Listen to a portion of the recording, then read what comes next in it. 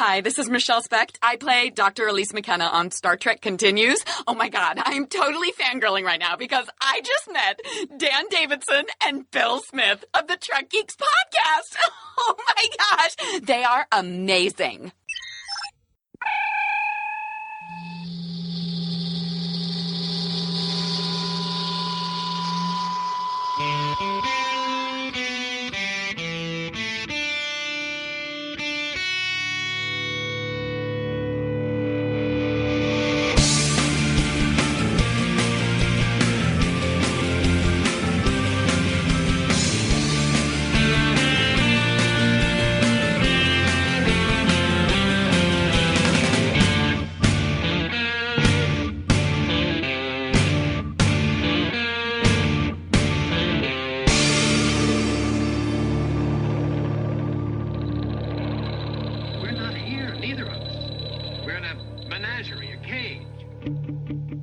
The biggest little show this side of the Alpha Quadrant, your independent Star Trek podcast. Welcome, everyone, to Trek Geeks.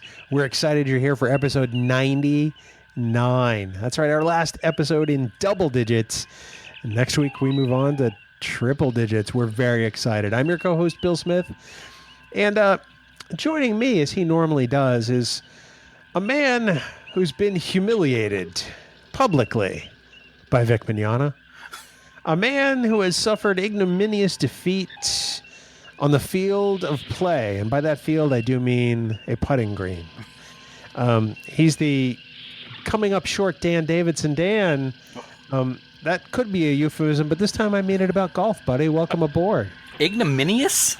Yes. I don't even know what that is. But I think you need to put some cream on it. God. Episode Niner. Yeah, I said it. You did. You did. See, I'm just trying to get away from the whole golf thing. Or ignominious. Yeah, that's true. Well, Yeah. I'm glad to be here with you for this final double-digit episode, like you said, and it's a doozy. It really is. We're excited that this week we get to talk about some new Star Trek from our Trek family over at Star Trek Continues. It's a very exciting time. And, of course, next week, Dan, we're going to talk about them a whole lot in our mega-sized 100th episode. It's a great time. It is a great time. It's a great time to be a Star Trek fan. It's an even greater time to be a Star Trek Continues fan. And if you're a Trek Geeks fan, there's a whole lot of fans in there. But we're going to give you some awesome Star Trek Continues stuff over the next 2 weeks, and we are very excited about what is coming up.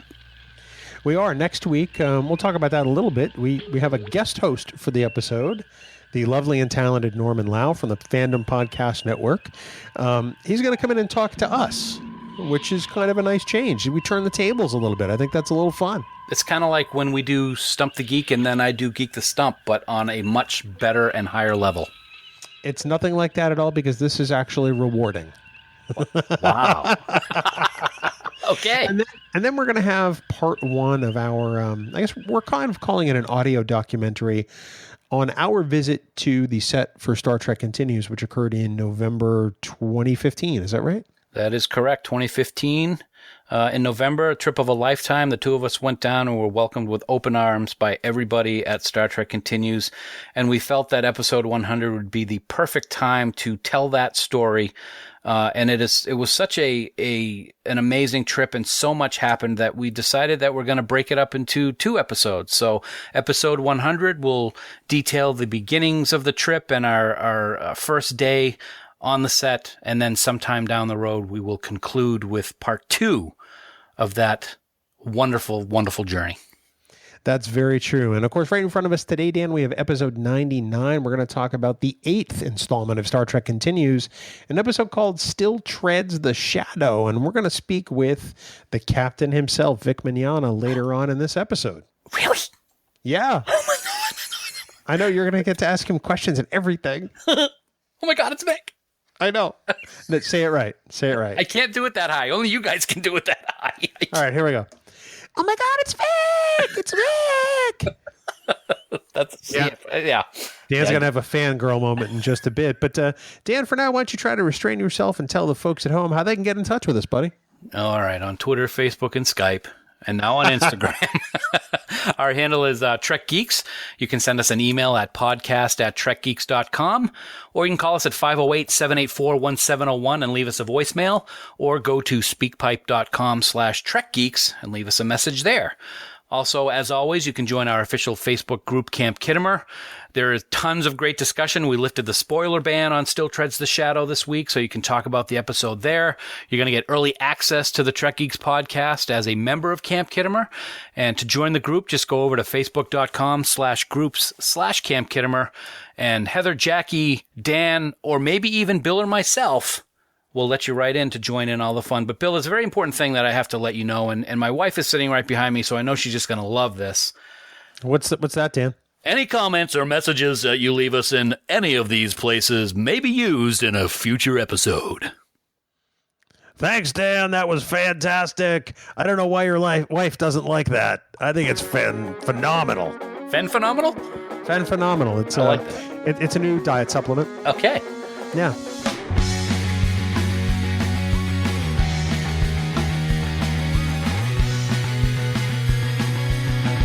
Now, Dan, before we go any further and discuss the events of Still Treads the Shadow, we want to tell everybody right now that if you haven't seen Episode 8 of Star Trek Continues, again, titled Still Treads the Shadow, then you want to stop right now. From here on in, there's going to be nothing but spoilers about this particular episode.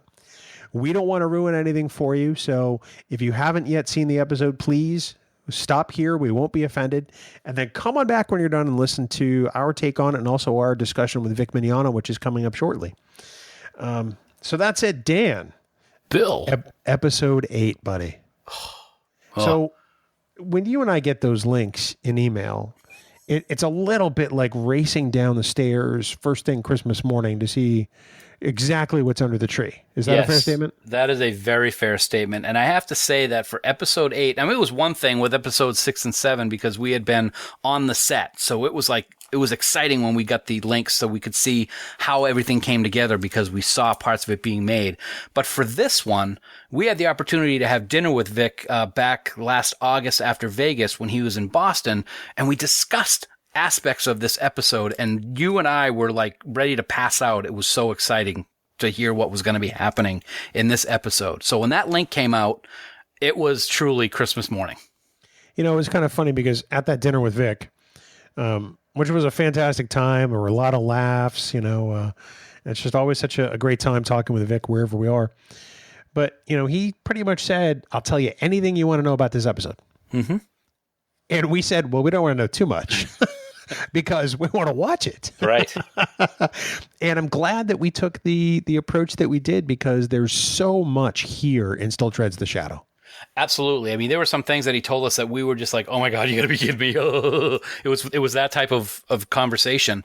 From a fan standpoint, it was just like, you gotta be kidding me that this is going to be a continuation of one of the best episodes of TOS. And then to actually see all the things that weren't discussed made it just that much more enjoyable. And it really, they have outdone themselves with this episode, I think, on a lot of levels. Wow, way to jump straight to the end, buddy. No, wow. No, I think you're 100% right. They seem to elevate, their game with every story. And now that we know we're coming to the end, of Star Trek Continues, it makes me wonder, wow, what happens from here? Yeah. Because already each episode has really kind of, been for me, it even a little more amazing than the one before it in some fashion. And I'm stunned. This episode I enjoyed a great deal. I loved it. There's so much here, but you figure we got 9, 10, and 11 coming, and it makes me just drop my jaw because I'm like, oh man, yeah, what's next? It's going to be just an amazing final 3 episodes, and I can't wait because I know that they are pulling out all the stops, and they are going to give us something that I don't think we'll ever forget. That's probably true. So, Dan, normally at this point, we would ask for your Trek Geeks exclusive, patented, trademarked, and lead pipe lock 3-minute recap of the episode. Are you prepared to do that at this time, my friend? It's not going to be 3 minutes. No. 2:58 then. No, it's probably going to be a little longer, but you have to. And with this episode, there's a lot of things that need to be explained, even at a high level. So it's going to be a little longer than that. I'd say no longer than 47 minutes, 55 seconds. I'm going to do my best to really, button it up. Does that sound great? Yeah, just let me issue a brief warning. If you're driving right now, you might want to pull over, maybe recline your seat back a little bit, take a little snooze, because Dan's going to talk for quite a while. And if you're anything like me, you're going to fall asleep. So in the interest of, preventing claims to, our lawyers, Avlac, we're making that recommendation. Otherwise, Dan, if you are prepared for your spoiler-filled recap, then you may commence, my good friend. Make sure you start that stopwatch because I want to know exactly how it comes in. And begin. The Enterprise is approaching the uninhabited Cressada system investigating a singularity. On board to assist with the investigation is gravitational wave engineer Dr. Ave Sumara, the childhood best friend of Captain Kirk. During their initial approach, the singularity expands and destroys a nearby moon. Scans are indicating a single life form nearby, and everyone is shocked to see the U.S.S. Defiant, lost in interphasic space a year ago, behind the debris of the moon, and they're even more shocked to discover that the single life form is on board the thought-to-be-missing starship. Beaming over to the Defiant, Kirk appears confused, as all the bodies that were on the bridge the last time they were on the ship are gone.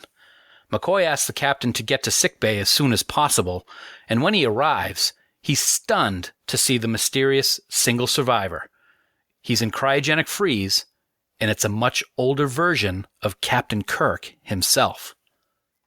Back on the Enterprise, the staff discusses the fact that the Defiant is actually still stuck halfway in interspace, and also theorizes that in interspace, time moves much faster, which explains why Kirk is so much older, approximately 60 years. Older Kirk arrives and greets the crew and learns that he was not abandoned, but somehow the Defiant duplicated, most likely by some kind of divergence field. Our Kirk was rescued, but the other Defiant and Kirk remained in interspace. There was no rescue attempt because the crew believed they had already rescued the captain.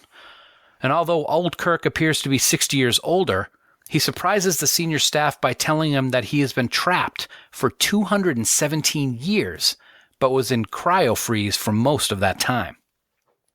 A Klingon ship enters the system and claims salvage on the Defiant, but before anyone can do a thing, phaser fire disables the battlecruiser and it's sucked into the singularity. The phaser fire came from the unmanned Defiant, and it turns out that the computer system, named Tiberius by Old Kirk, has developed artificial intelligence and will stop at nothing to protect his friend. Tiberius wants Old Kirk returned to his ship and fires on the Enterprise as a warning. Young Kirk orders to return fire, but Old Kirk pleads with him not to because, quote, the power feeds the dark. He then screams in agony. Old Kirk, New Kirk. Everybody getting confused yet? McCoy takes him to sickbay while Sulu advises the captain that the torpedo compromised the Enterprise's position and the event horizon is expanding. If they move the ship, they're going to be drawn into the black hole. While discussing options, Scotty contacts the captain regarding a strange device he found on the Defiant.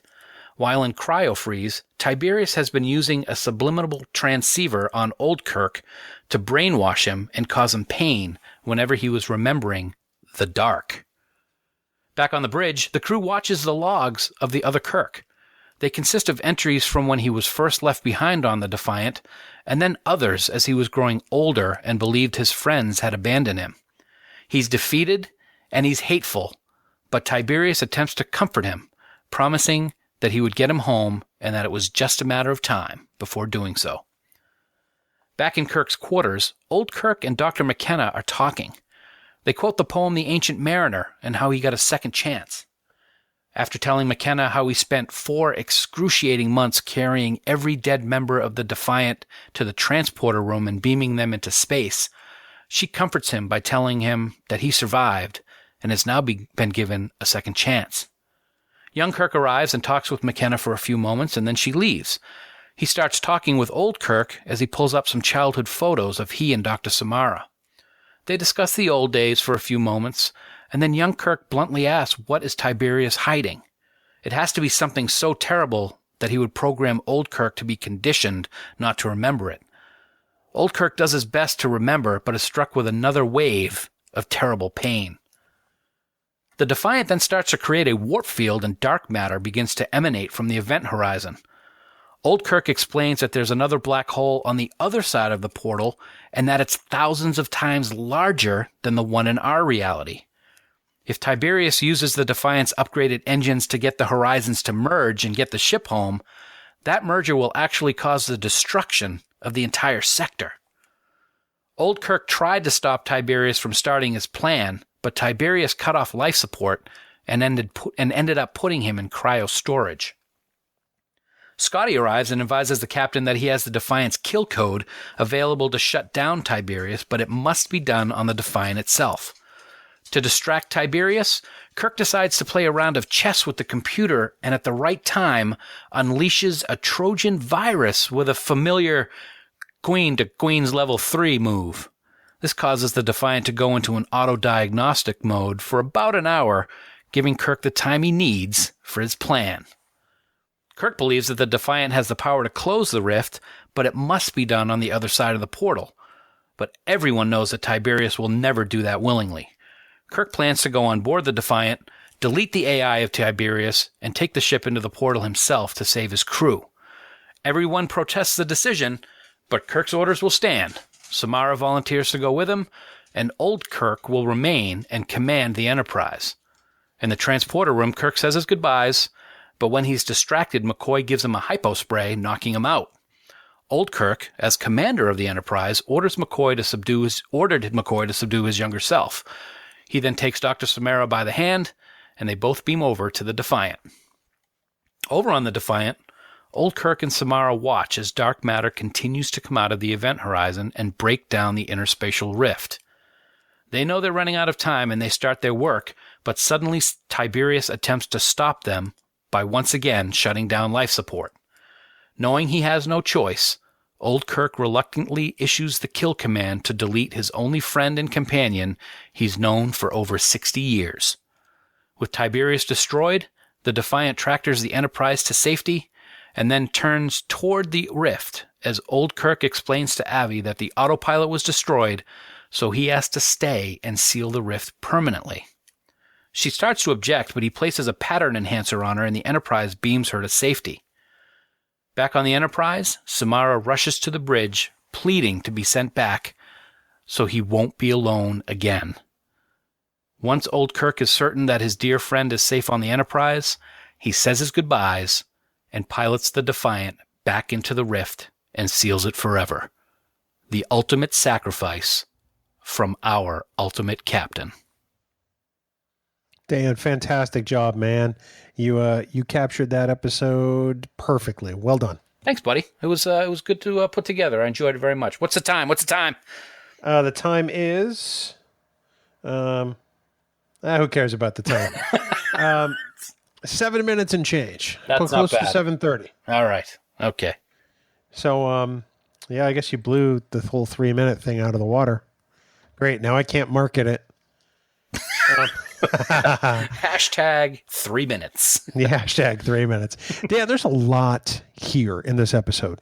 Let's start off with, the concept at a very high level. We see the Elder Kirk and we see our, the normal timeline Kirk. And then we see a third iteration of Kirk in the artificial intelligence of the Defiant. And it's a really kind of a complex relationship here, and not just between young Kirk and old Kirk, but old Kirk and Tiberius, and eventually our Kirk and Tiberius. Yeah, it really is. It's amazing to see how being alone with no one but a computer for 60 years, you can get as attached as old Kirk did to Tiberius. He didn't want him to die. I mean, he was in tears thinking that when the Trojan virus was released that he was dead. I mean, he said it, please tell me he's not dead. Right. It's really amazing what that loneliness can do to you when you're in a non-dimension, so to speak. And it's also very interesting to see how Kirk out-Kirks Tiberius with that chess game. And then what his eventual plan is to seal the rift for good. There's a little bit of some of the classic Kirkisms of him, out talking a computer. There's some hijinks, if you will, with McCoy and Spock and old Kirk, essentially hypoing younger Kirk. But I think probably the thing that stuck with me the most in this episode were the log entries from the Defiant. You see the progression not only of Captain Kirk's age, but also his state of mind. Yes. And how he goes from, I made it. I just restored air. I'm here. They can come get me anytime to a man who's lonely and angry and on some level bitter. Oh, I think on a lot of levels bitter. It was amazing that scene of those 3 different log entries. It was great to see those spacesuits again. I will say those things look great, and it was good to tie the Tholian Web so perfectly there. But I thought that was great from a mind standpoint. You're absolutely correct. But I loved the progression or deprogression of Kirk's physical appearance during those scenes where he was just, you could see he was mad and very agitated, and then his shoulders were drooping and he was just slumped in the chair as he was doing these log entries. It was really brilliant storytelling, and you really got a sense of what it was like for those 60 years to be completely alone, thinking that everyone who were your friends left you there and abandoned you. Vic just did so much in this particular episode, but my hat is off to him. We obviously have him coming up here shortly, but I think one of the things I appreciated the most was the affectation that Kirk had in the deadly years, where his right arm was always sort of bent at the elbow and almost sort of half clutched, gets repeated in this episode by Vic as sort of that mannerism that carries forward. And I think it's very telling about, how he's approached Kirk in this episode. We get some chestnuts like the Queen to Queens level 3, and we get to see a Klingon D7, and but it's little details like that kind of pushed his performance over the edge. I agree. His performance here, first of all, and I'm not comparing in any way, but it strikes me similarly to what Patrick Stewart did with All Good Things. He was playing 3 different time periods. The one thing that's so amazing with this episode is in All Good Things, those 3 different time periods were 3 different time periods. He never interacted with himself, Picard, an older, younger one. What Vic did here, with not only just old Kirk and young Kirk, but also with the computer, all 3 of them tied in at the same time was just unbelievable. And to be able to keep all of that straight in his head from scene to scene, and where he was in the scenes in the episode when he was filming old Kirk in relation to what young Kirk would be doing, it really is a testament to the crew, the actors, and to Judy Byrne's incredible writing on this story. It really was just amazing in every aspect of Still Treads the Shadow. I have to say that right up there with Vic's performance, you have to kind of put on par with that the work by Lisa Hansel and Tim Vitito. Oh man. As the makeup supervisors on Star Trek Continues. That we're going to talk about this with Vic coming up, but that makeup is just, it's gorgeous. It's flawless. It is, when you hear that there's going to be an old age aspect to an episode, you think of the Deadly Years, or you think of what is it, that TNG episode, first season, Arsenal of Freedom. Is that no? That's not the right. No, it's with the Admiral and the makeup is Admiral just Mark awful. Jameson. Oh yeah, too short a season. Yes. And how he looks terrible in that. And you see something like this, and you're like, man, now that's how you do it, because it really is flawless. I keep coming back to that word, and it makes this episode, because if that makeup is the slightest bit off, none of this works. I agree, and I'm going to actually mention this to Vic when we talk to him. There was a point where they had a couple close-ups of old Kirk. I paused the playback, and I studied the makeup. You can't tell where the makeup lines are, and I'm not exaggerating. You can't see it. It's not there. It is just a phenomenal job by Lisa and her entire team, Tim and everyone, to do what they did to make it look great. Even his hands had to look aged, and it really was remarkable. Flawless is a perfect word that you've used, because there's no other description for it. If this was a movie, this is an Academy Award performance by the staff for what they were able to do for this one episode. I think with what they have to work with, it's just phenomenal. We saw Lisa and Tim transform somebody into a Klingon on stage in Vegas this past summer. And we thought that was cool. Yeah. But I would have loved to have just been a fly on the wall for the, 6 hours it took for this makeup to be applied, just to watch. I would have loved to see a time lapse. Yeah. Oh my God, that would be amazing. Yeah. It was, I could sit there. I just love to sit there and watch. We got to do it in Vegas, like you just said a minute ago, to sit in the studio and watch them do this craft and not say a word, just watch it, because watching a person transform with what they are working with, it's amazing that it comes out the way it does. It's a phenomenal makeup job. It truly is. We'll get on to one more thing I like before we perhaps talk about maybe something that might not have worked for us.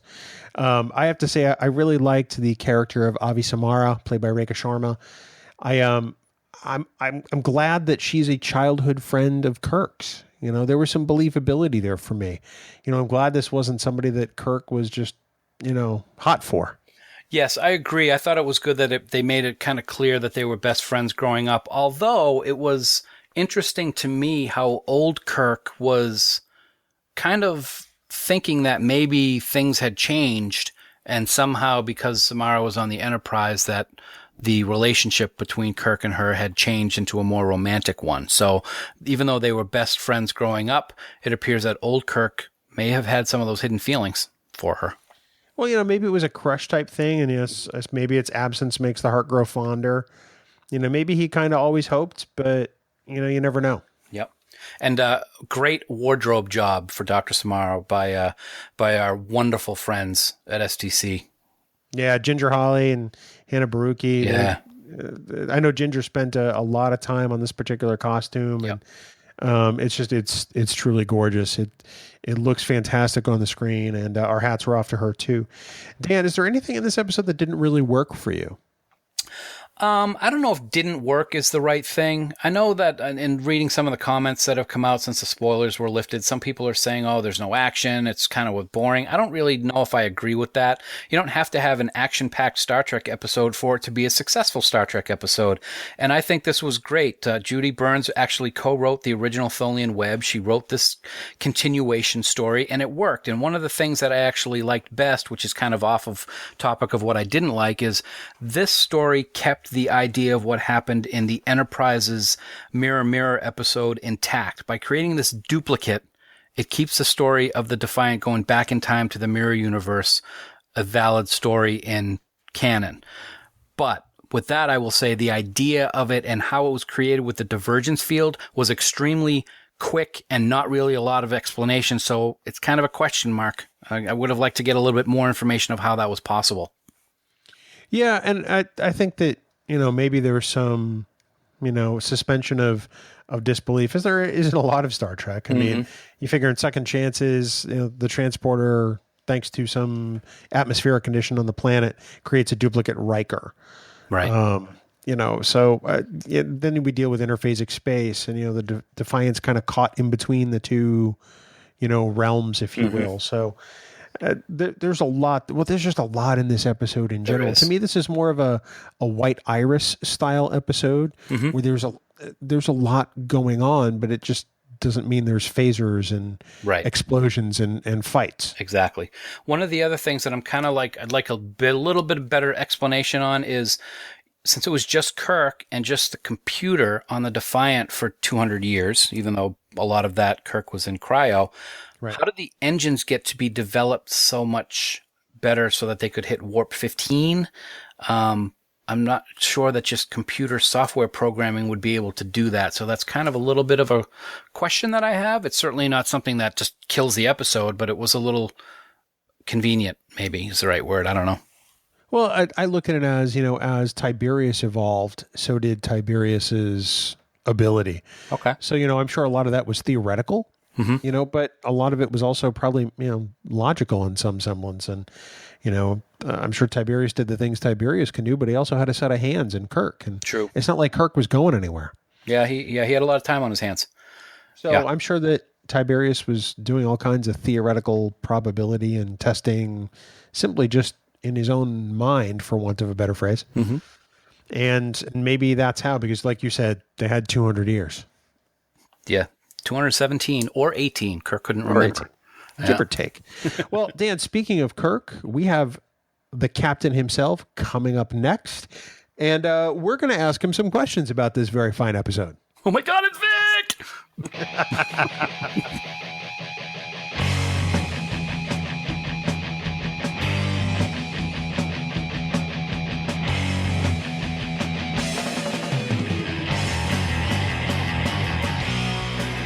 Okay, our guest this week needs no introduction, quite simply because we've had the honor of welcoming him to the show more than anyone in the quadrant.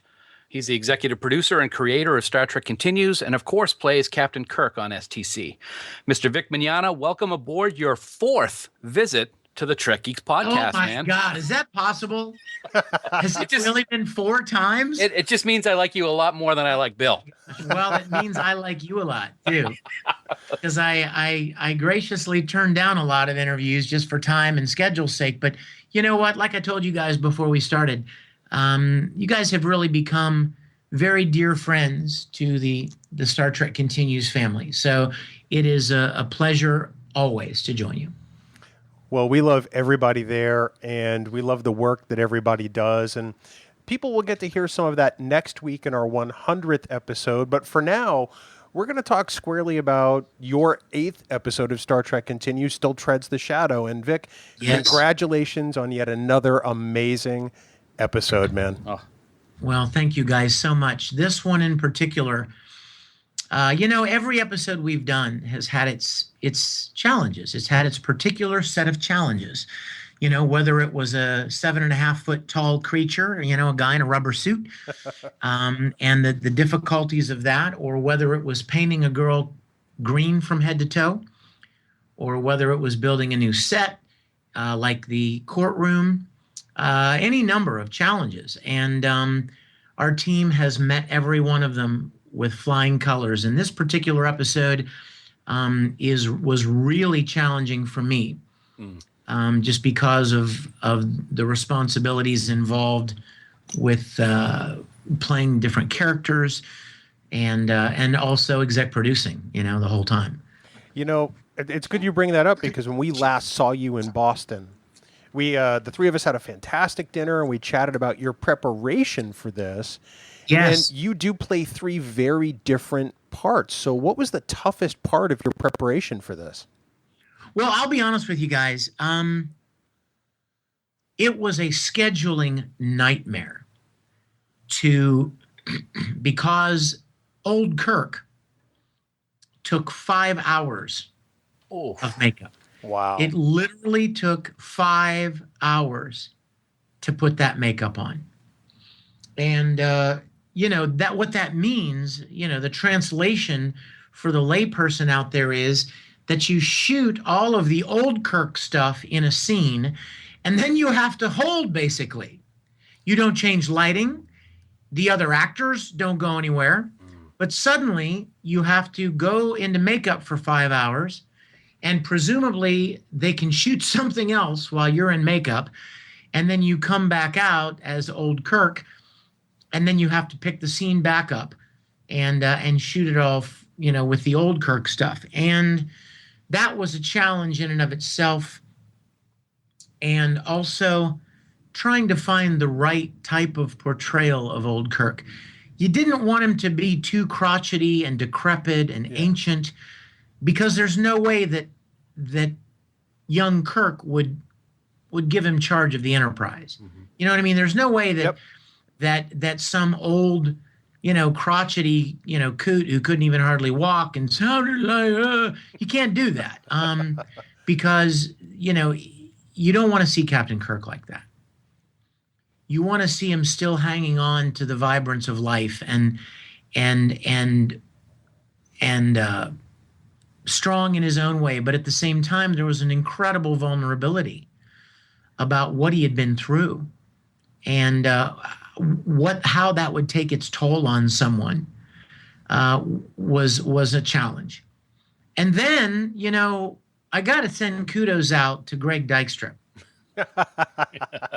Greg Dykstra is our dear, dear Pixar friend. He's the guy who played Dr. Heath in the Civil War episode. Mm-hmm. Yes. And then he wrote episode 6. And he's such an amazing guy. He's such a kind-hearted, amazing, talented guy. And we were visiting, this is so funny. I was visiting Pixar, and we were screening episode 6 or 7 at Pixar. And we were talking about needing to find a double for me. It needed to be somebody who was my basic build and height. And we're talking about it. And suddenly I look over at Greg and I'm like, Greg, stand up. And he stood up, and I walked over and stood beside him. And I looked at Lisa Hansel, who was there, and I said, Lisa, are you seeing what I'm seeing? And she's like, oh my God, like under our noses. So Greg graciously agreed to shave his beard, and he has basically salt and pepper hair. Right. So he colored his hair and got it cut to Kirk style, and even trimmed down a little bit. Worked very, very hard to double as Kirk. So whenever I was young Kirk, he had the old Kirk wig on, and on occasion even had the prosthetic pieces on his face. Wow. And then whenever I was old Kirk, he would be young Kirk. Wow. And we would go back and forth. And I'll tell you what, talk about a trooper, because I asked him to learn the lines. Because if you're going to be in the scene, like if old Kirk and young Kirk are doing a scene together, somebody's got to be delivering the lines for timing's purposes. Right. So Greg deserves like the biggest award, the biggest filet mignon steak, and the largest glass of wine for his commitment to episode 8. Because if you cut it together right, you don't ever really see him. Right. And you walk away feeling like there are literally 2 Kirks on the ship. Yeah, Definitely. It's phenomenal. He doesn't have the guns that you have, though, dude. You know what was funny too is that we had a separate tunic that old Kirk would wear that was like an XL. Yeah. Yes. So it was all baggy, so that it wouldn't look like, wow, old Kirk has still been working out on the Defiant for 60 years. So it looked more baggy and like I'd shrunken up a little bit. Mm-hmm. But it all worked out, and it cut together well. And, the best compliment we could get would be for people to say, I felt like there were 2 separate people on the ship. Yeah. Like there were 2 separate characters on the ship. When in reality, it was just me all the time, and a wonderful Greg Dykstra shooting past his shoulder, shooting over his arm, past his arm, shooting over his head, having him in the background, blurry, out of focus. Mm-hmm. It's flawless. It's just fantastic. I was actually I was watching again today in preparation for our discussion, and I noticed that the prologue for this episode comes in at a whopping 6 minutes and 15 seconds. Yeah. Was that is that the longest one that you can recall, and was that done on purpose? Is. I think it probably is. It certainly wasn't on purpose. Mm-hmm. But it was very clear that the climax of the teaser had to be when young Kirk sees old Kirk in the cryo tube.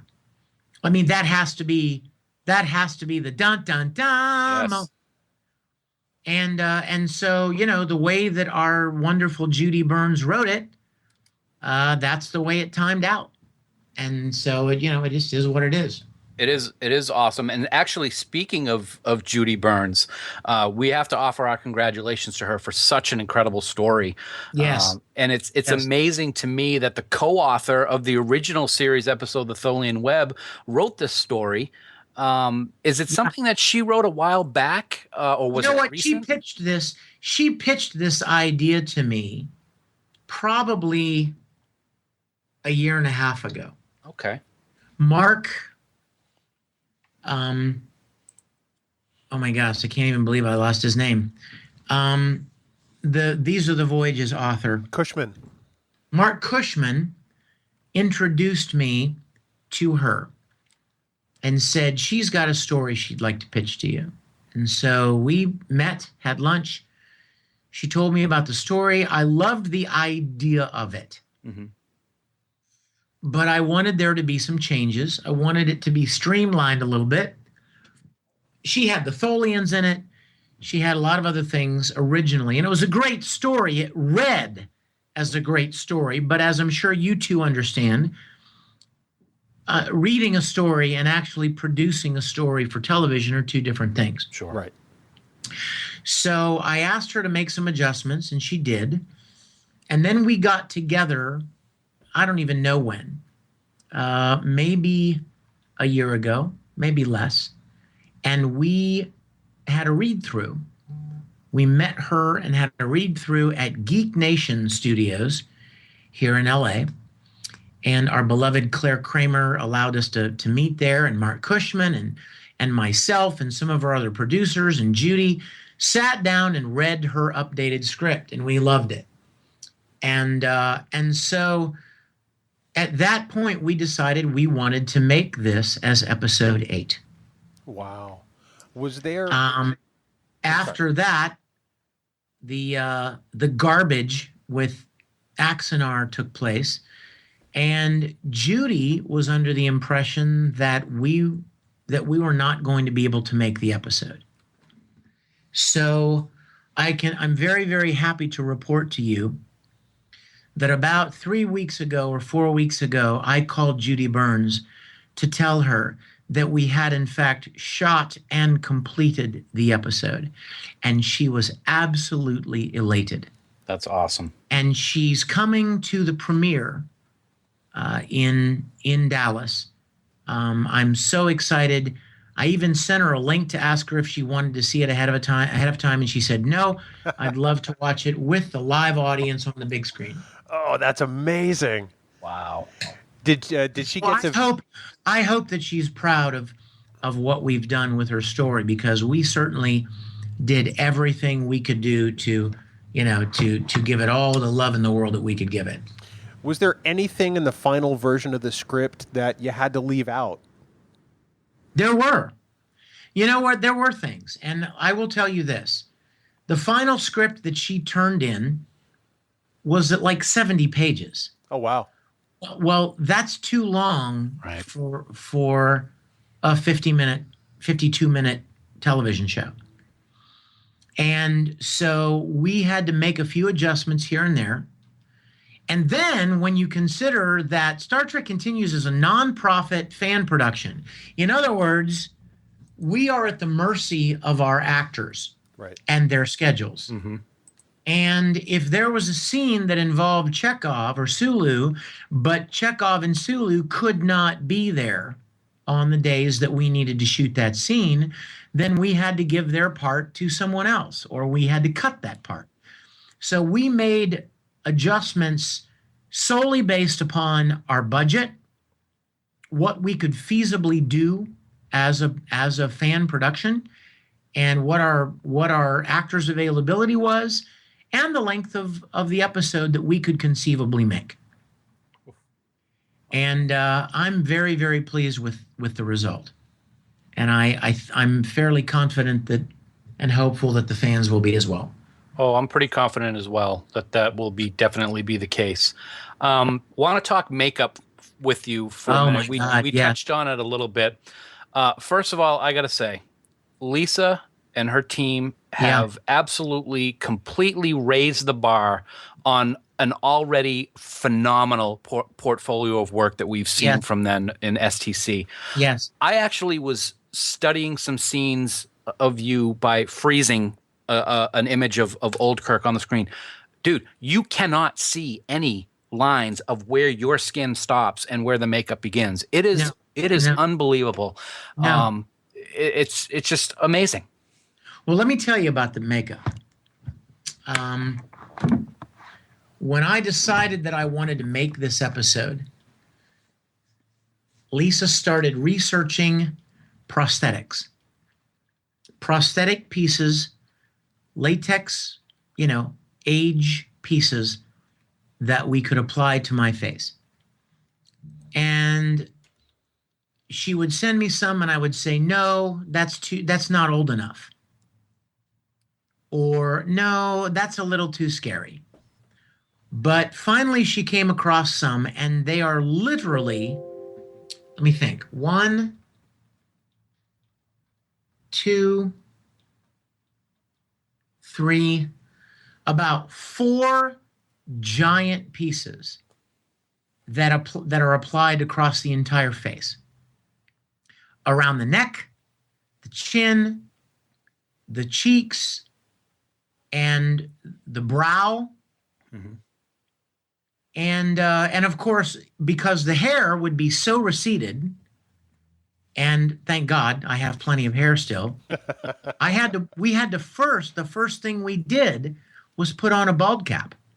Oh, wow. So I had to wear a bald cap, and then all of these prosthetics were applied and then blended, and then a wig was applied. And these prosthetic pieces, just to give you some perspective, these are professional prosthetic pieces, and you can't reuse them, because as soon as you put them on and then take them off, the edges are destroyed. Yeah, wow. And it's the thin, fine edge that allows you to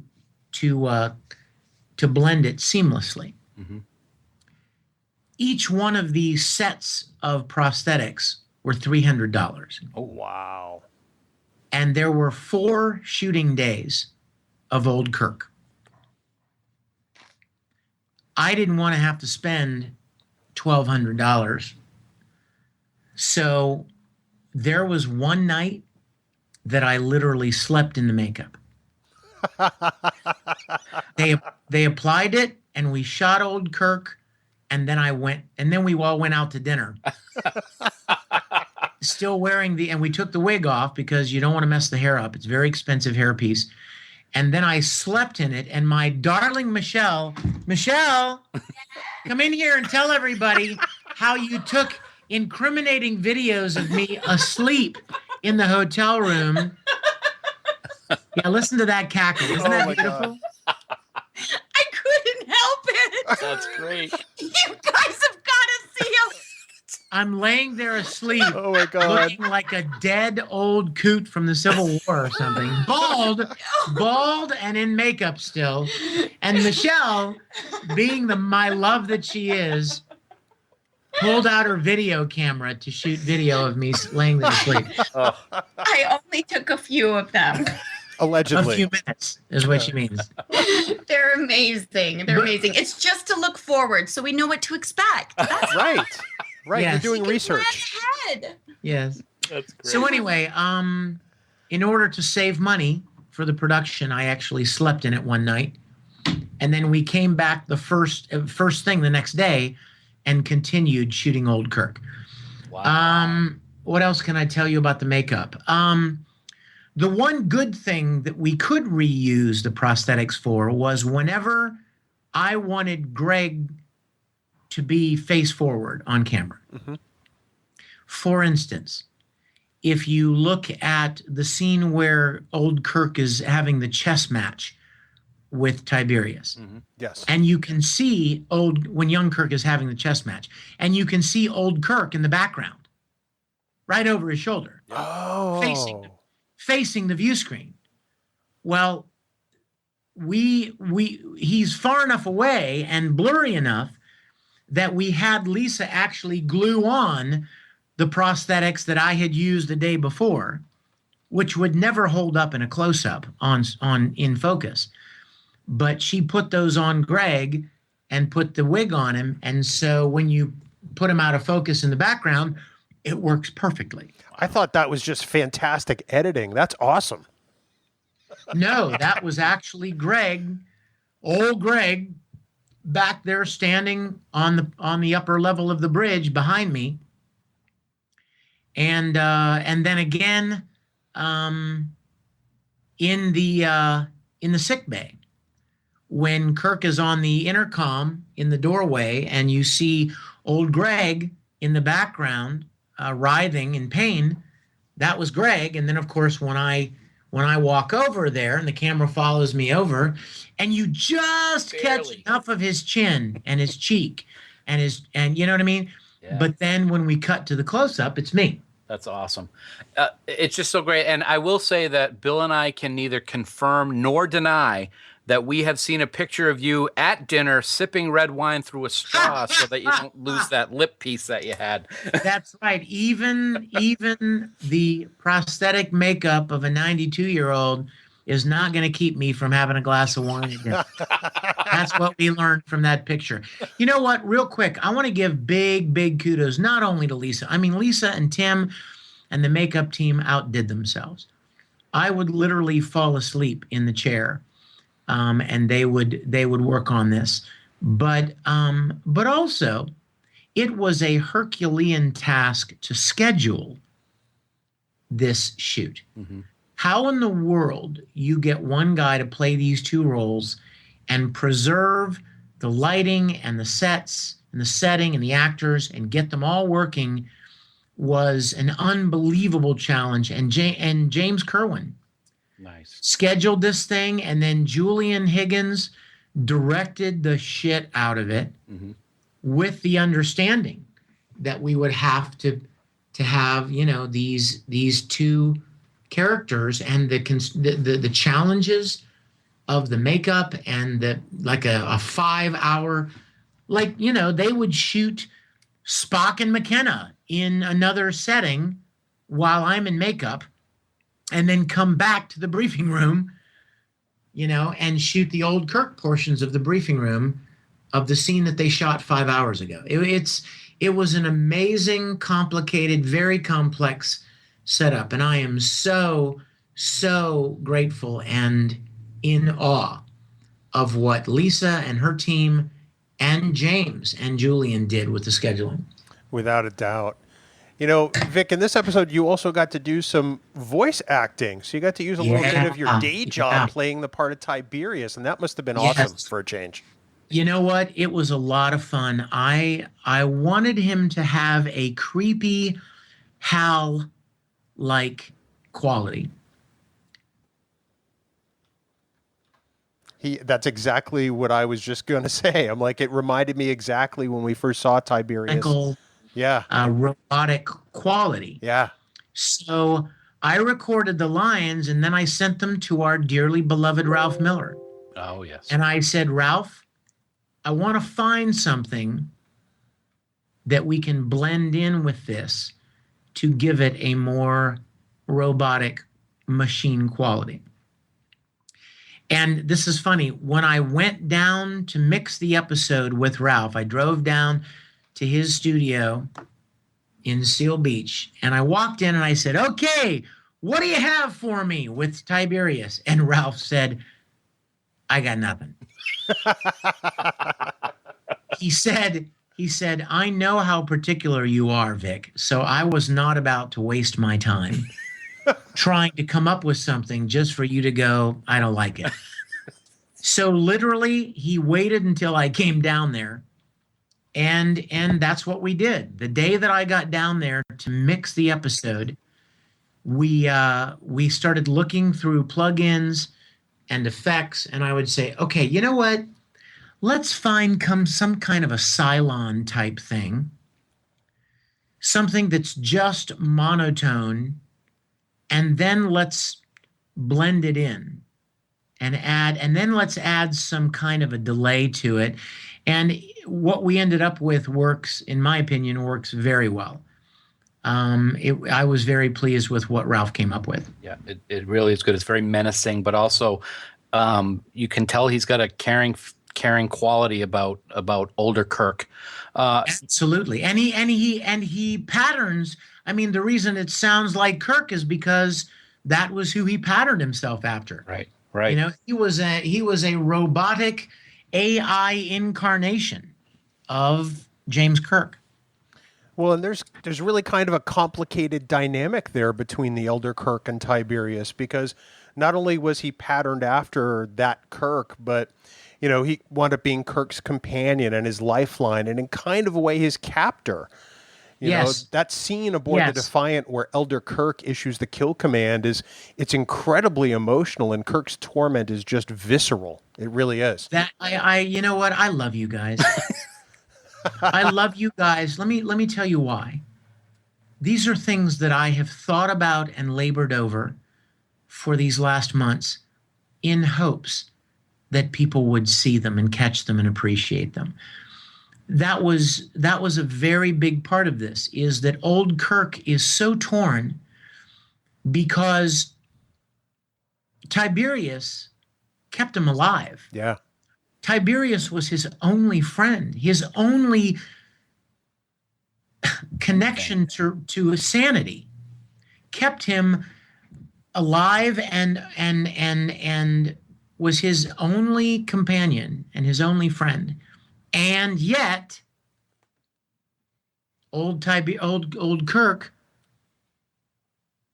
had to protect Spock and McCoy and the crew of the Enterprise and his younger self, and realized that the only way to do that, it came down to the only way to do that was to betray his only friend and kill him, basically. Right.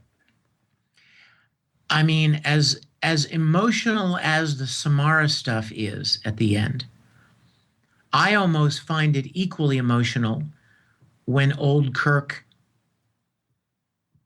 shoves that data tape in and kills his only friend. And then there's just that silence. Yes. Yes. And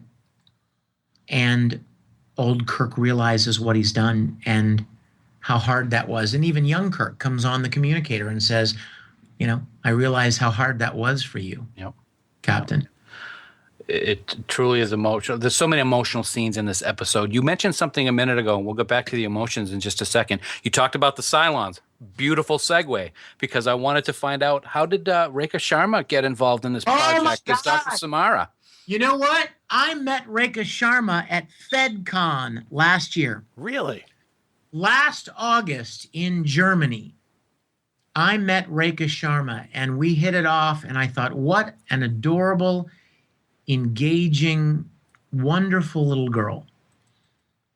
And then when we started looking at who we would cast to play Samara, and this is important, you guys, I told Judy Burns, I don't want her to be a love interest. I don't want there to be a romance. I don't want people to even think there was a romantic element to this. They're buddies. They're childhood friends. They palled around together when they were kids. There is not a romantic element. Sure, the friendship has gone by the wayside because they each chose their separate paths. But it was never a romantic thing. And as I was thinking about who I could get, I thought, Rekha seemed very much a fan. When I told her about our series, when we were sitting in Germany having a drink in the lounge together with people from Enterprise, some of the Enterprise cast, we were sitting in the lounge having drinks, and I was telling her about Star Trek Continues, and she said, wow, I loved the original series when I was a kid. I thought, she might be perfect. And I called her and asked her if she'd be interested, and she very quickly agreed, and she was perfect. And I'll tell you something else interesting. The character's name used to be something else. I don't even remember what it was, Holloway or something like that. And I called Rekha and I said, Rekha, I want you to pick a name for your character. Something that is representative of her nationality and her ethnicity. And it was actually Reka who came up with the name Avi Samara. Oh, neat. So we changed her name. I don't even remember what her name was in the original that Judy wrote, but it ended up being Avi Samara. That's pretty awesome. Quick question in regards to, you talked about the childhood friendship. There's one picture that old Kirk is looking at when he's reminiscing, and it's of a young Kirk and a young Samara. Are those actual facial images of you and her when you were kids? Yes, most certainly. Nice. I called Reka and I said, I need some photos of you from when you were about 16 or 17. And she sent me a bunch of pictures, and I photoshopped them into, that's her in the flight suit, holding on to the prop of the front of the plane. Right. And that's her in the cockpit with her hair blowing. I mean, and then that's me and her from when we were 16 or 17 years old, and I did the best I could to Photoshop us into a cornfield. That was great. I'm going to put that on a T-shirt.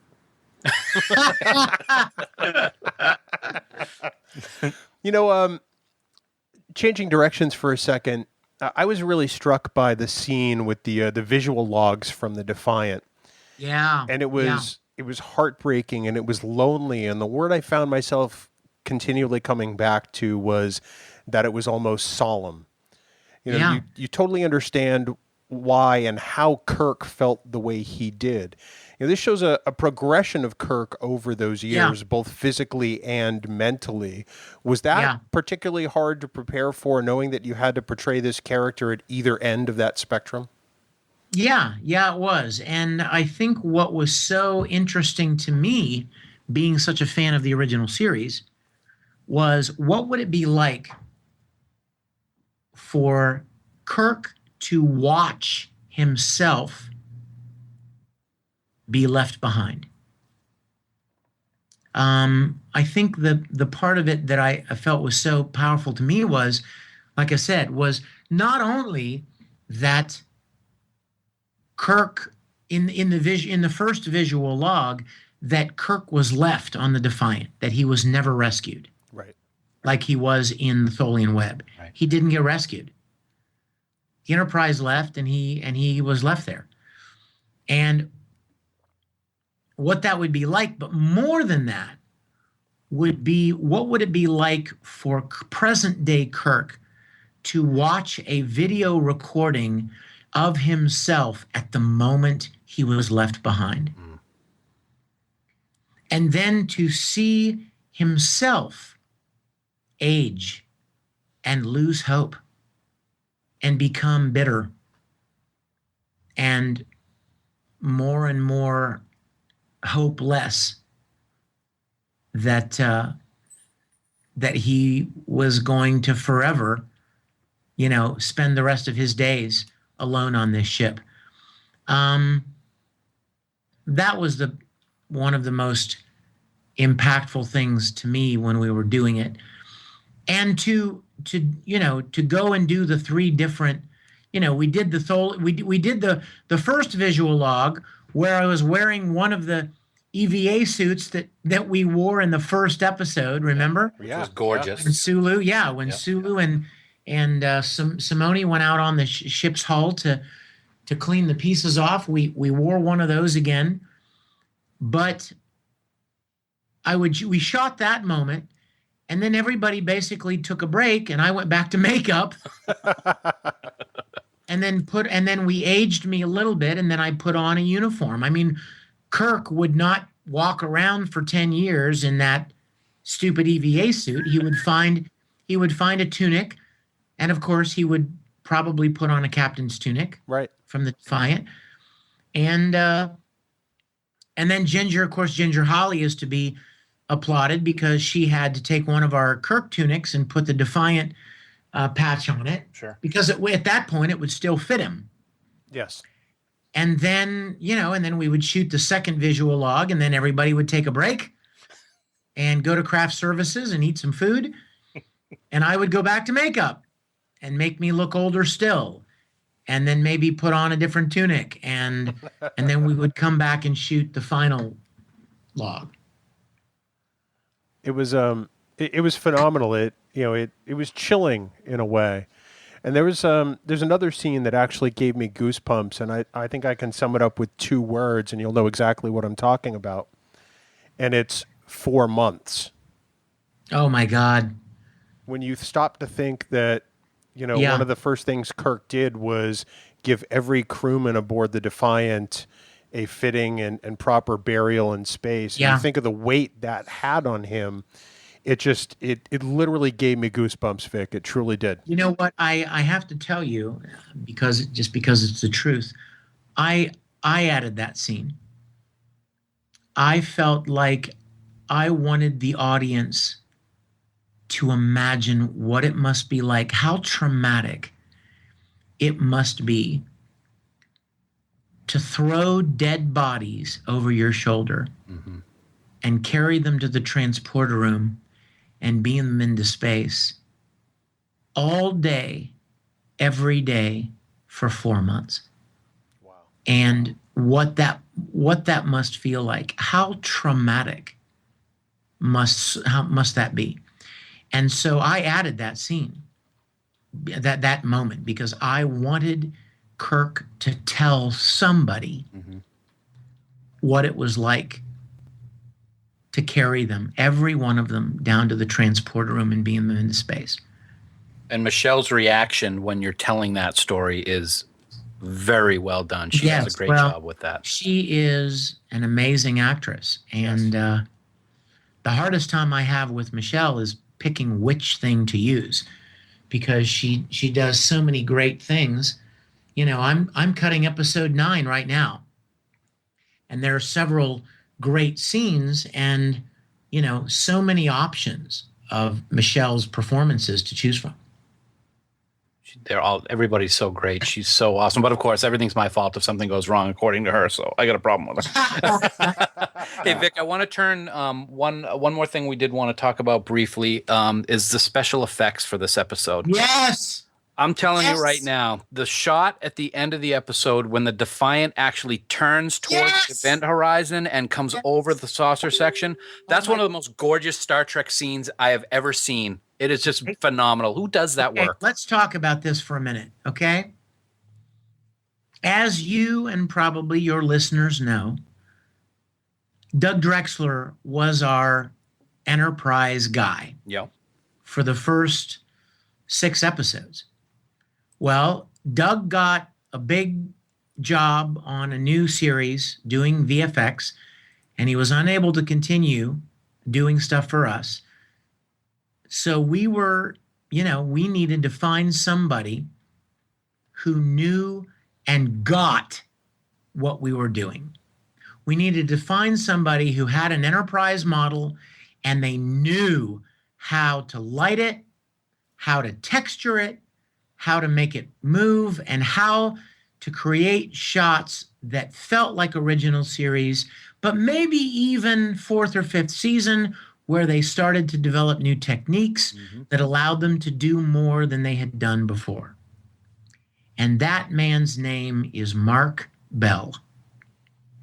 Mark Bell is the most amazing VFX guy I have met.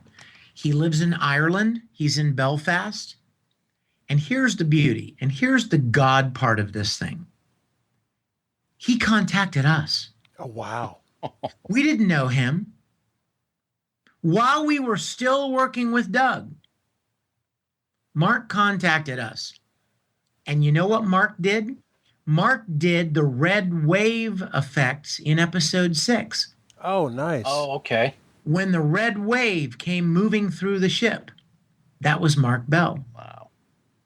And when we were finishing episode 6, and I knew that Doug was going to have to take this new job, I said to Mark Bell one day, "Hey, Mark, do you by any chance have an Enterprise model?"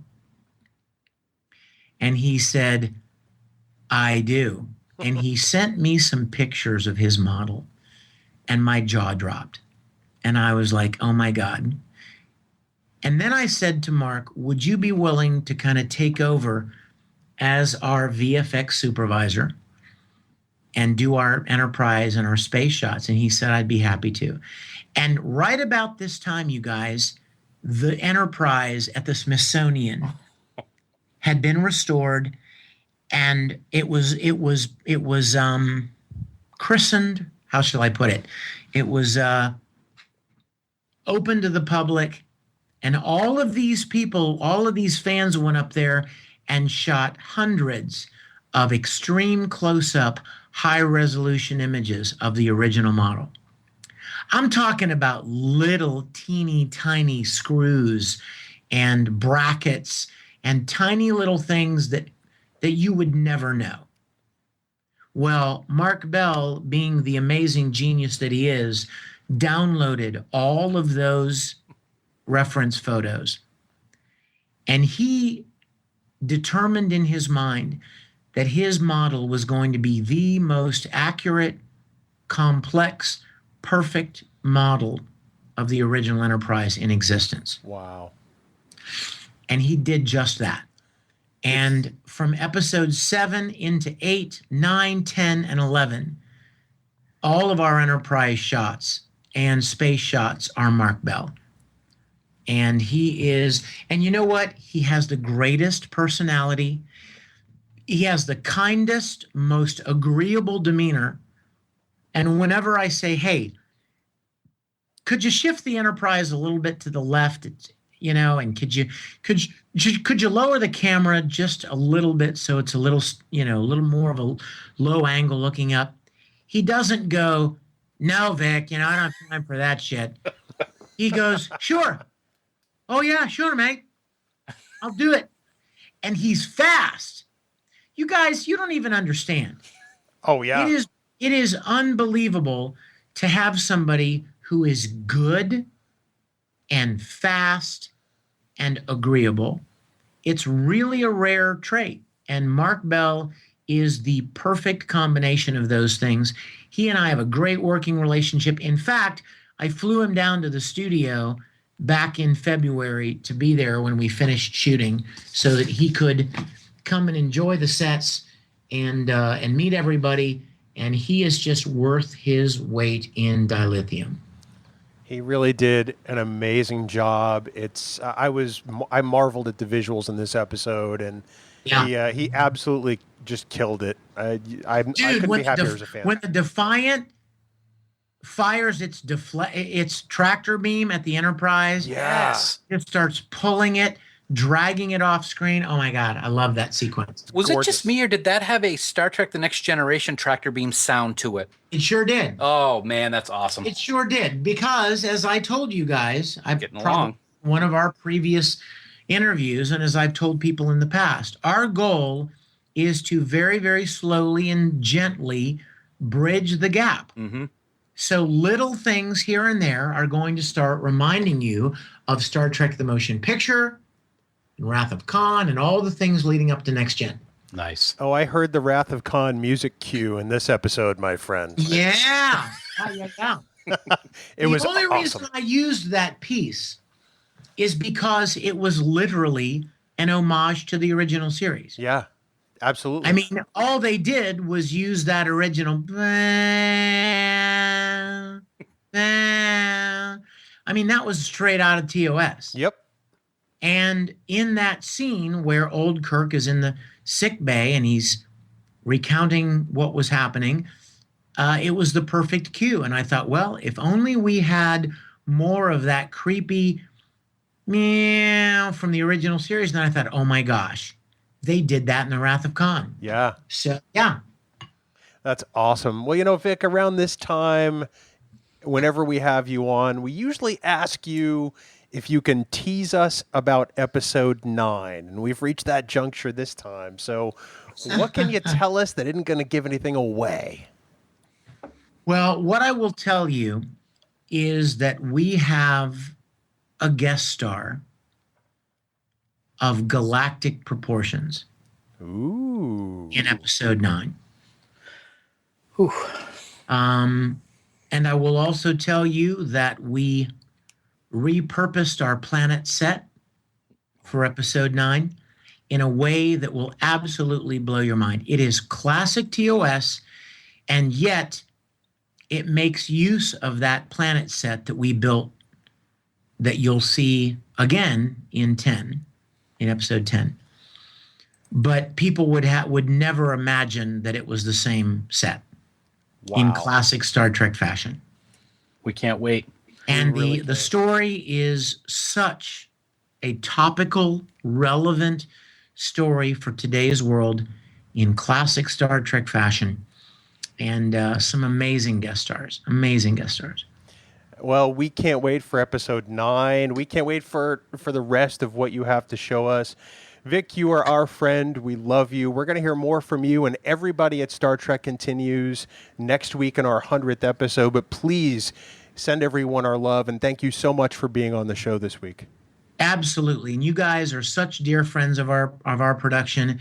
And I will look forward to doing another one of these with you when episode 9 and 10 and 11 are released. Absolutely, man. You got it, man.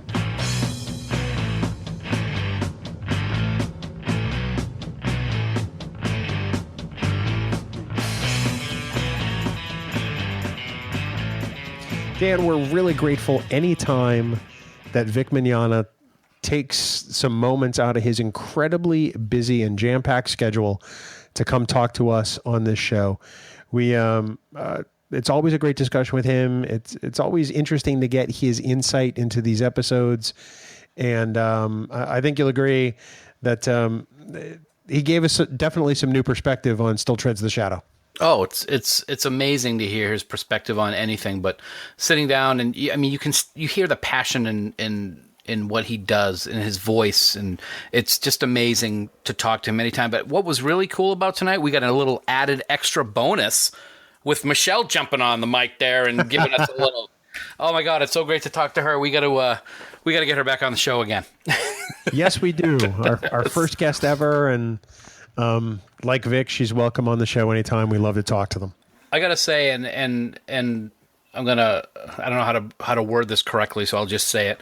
I was unbelievably touched at the beginning of this interview when we told Vic that he had been on for a record 4th time, and his response blew me away. That he politely has to turn down many interviews, but it just shows how much he loves coming on and talk to us. That meant more to me than anything that we discussed tonight. That was amazing. Thanks, Vic.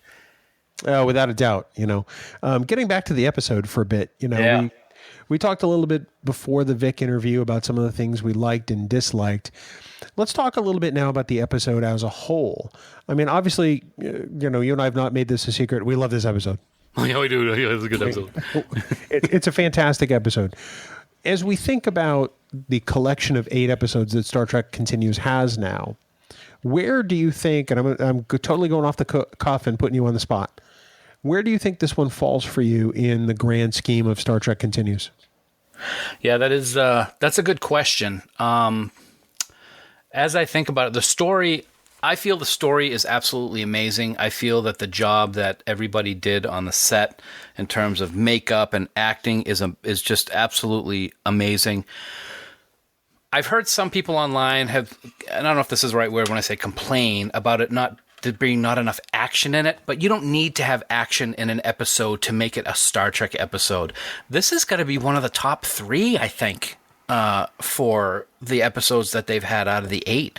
It was so well done, and the ending was so rip your heart out that it stands out there as one of the better ones. Definitely top 5, or definitely top 5, and maybe even top 3. Interesting. Let's say it's top 3 for a minute, which ones would you put before it? Well, White Iris may be the best one that we've seen so far, or Lolani. I put those up as maybe 2 of the best, and it's hard to it can fluctuate depending on my mood which one is my favorite.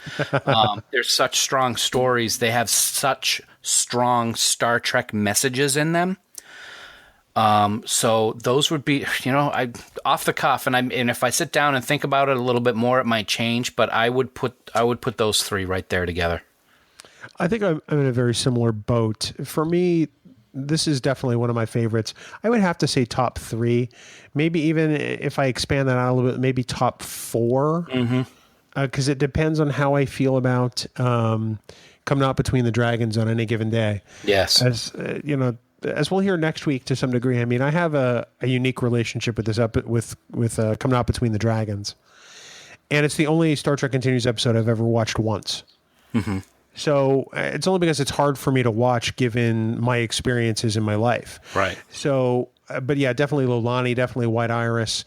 On any given day, dragons could be 3, which would make this one 4. But it's definitely for me in the top tier of Continues episodes, without a doubt. It's amazing that as we talk about this, the more I think about it, these 4 episodes that you talked about, and Dragons is right up there as well, they're the 4 out of the 8 that have the most drama/emotional impact. And that, I think that it's kind of interesting that we think that those 4 may be rated at the top based on the content. Now, I'm a big Mirror Universe fan. Everybody knows that. I love Fairest of Them All. It's kind of hard to see where I would put that in the scope of things when looking at those 4 highly emotional episodes that we talked about. You know, I was just thinking about this because we've never really stack ranked the Star Trek Continues episodes before. And I have to preface that by saying any ranking of Star Trek Continues episodes is trying to pick your favorite kid almost, because even the last ranked episode is one I really, really like. Absolutely. And that makes it really hard. It's like, well, what would I put in that 8th spot at this point right now? And I have a hard time answering that. Yeah. It's difficult. It's like when we have Jim Morehouse on and we're doing top 10s. When you get into that top 5, any one of them can be. I mean, they're so close together. It's hard to come up with a top, especially for STC. I agree with you on that, man. Yeah, it's different degrees of awesome for different reasons. Right. And, on any given day, it could be a different ranking, I would think. It'd be interesting to talk with Jim sometime about ranking Continues once they complete the series. That'll be interesting because if it's the top 10, one's going to be left out. Well, we do the whole series because there's only going to be 11 episodes. Right. But maybe that's an episode we'll explore at some point. I think that's a good idea. Excellent. Dan, that kind of puts a cap on episode number 99.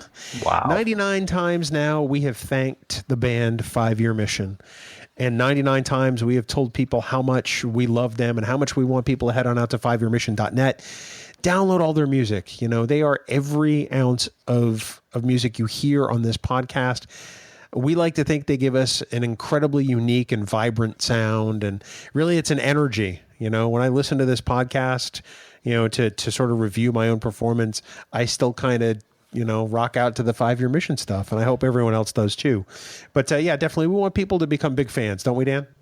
We do. And Bill, you know what? If I've said it once, I've said it 99 times. How much we enjoy their music, all their albums, year 1, 2, 3, Spock's Brain, Trouble with Tribbles. They're working on year 4, for God's sake. It's going to be awesome, and we cannot wait to hear what they have to say. But based on today's discussion, Bill, you would think that this week's Farkism is going to be related to Still Treads the Shadow, wouldn't you? I would have, yes. You would have, but Bill, you would be wrong with that thinking. Yeah. Oh. You would be. Yeah, no, today we're going to discuss the return to that special place that I love so much. And that's the Mirror Universe. I love it. And thanks to FTC, or Fark Trek Continues, we get to see what happened after the events of Mirror Mirror when the evil version of 5-Year Mission returned. What happened? Was Rittenhouse able to start that rebellion against the Empire and defeat the notorious drummer? Well, you're just going to have to tune in to find out. Check it out. Farkest of them all. It's pretty awesome. You're actually going to laugh out of that one. Finally, it only took 99 episodes, jerk. I got 99 episodes, but a Fark ain't one. With apologies to Jay-Z. That was good. Very nice. Yeah, that was actually probably one of my favorite Farkisms. I'm not going to lie. Well, I appreciate that, man. I'll keep at it. Well, keep trying, buddy. Someday you'll hit pay dirt. Dan, we want people to subscribe to the podcast, and especially, on iTunes, because it pretty much dominates the podcast space. So if you're new to Trek Geeks and you're thinking about subscribing, head on over to itunes.trekgeeks.com. From there, you can subscribe on your iOS device, whether it's iPad or iPhone or whatever, and you can download the podcast. It's new every Tuesday. If for some reason you're not using iTunes, you can always go to trekgeeks.com/podcast and find the platform that is correct for you. Dan, next week, buddy, it is an episode 2.5 years in the making, and we are just elated as hell to bring it to people. It is something that we never probably even thought possible when we started this incredible journey, man. It's here. Like you said, 2.5 years, over 100,000 downloads. We have arrived at episode 100, and we couldn't have done it without all of our listeners. We are so thankful to them. And next week, we will bring you A Journey to Futures Past, Part 1, the 100th episode of the Trek Geeks podcast. Just hearing it roll off, into the ether like that sounds pretty fantastic. It's an episode we've worked tirelessly on for several months. We'll warn you now, it is a long episode. It's Dan, I worked on the edit last night, and it was 3 hours and 14 minutes. That's an epic, I think we can easily say. We'll be joined by our great friend, Norman Lau, who is actually guest hosting the episode. We are not the hosts next week. We are the guests. And this episode has been a labor of love, and it's something we hope that everyone enjoys next week on Trek Geeks. Dan, of course, for more great Star Trek discussion, we want everyone out to head over to the tricordertransmissions.com and download the Tricorder Transmissions. Did you know, Dan, that they just hit a double milestone episode? Their 200th episode of Tricorder overall and the 20th episode of Shore Leave. Did you know? I did see that, and just so many congratulations to everybody over there. 200, man, we're at 100 and we can't believe it. So 200, what a great job over there at the Tricorder Transmissions. And of course, for Shore Leave with Jeff and Heather, congratulations to them. It is awesome. We are so happy that you've hit that big landmark for Shore Leave, and we look forward to a whole lot more so we can talk about conventions over there. Absolutely. And Dan, of course, for all the latest news on everything Star Trek, please visit our great friends at treknews.net. For now, this has been episode 99. Goodbye, double digits. Live long and prosper. Tiberius, coconut to coconut levels 3.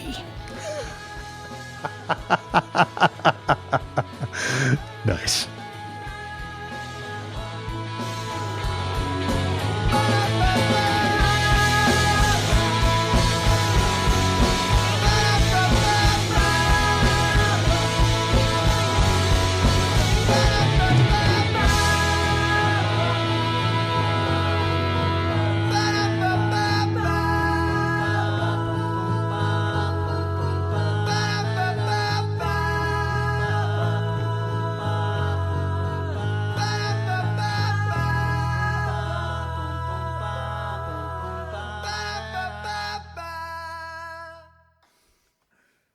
Bing bong. Bing bong. I'm so excited to talk to you. Yeah, I'm really thrilled. Yeah, me too, jerk. So, I mean, hi, buddy. No, that's not how it works. Hi. No. Love you. Nope.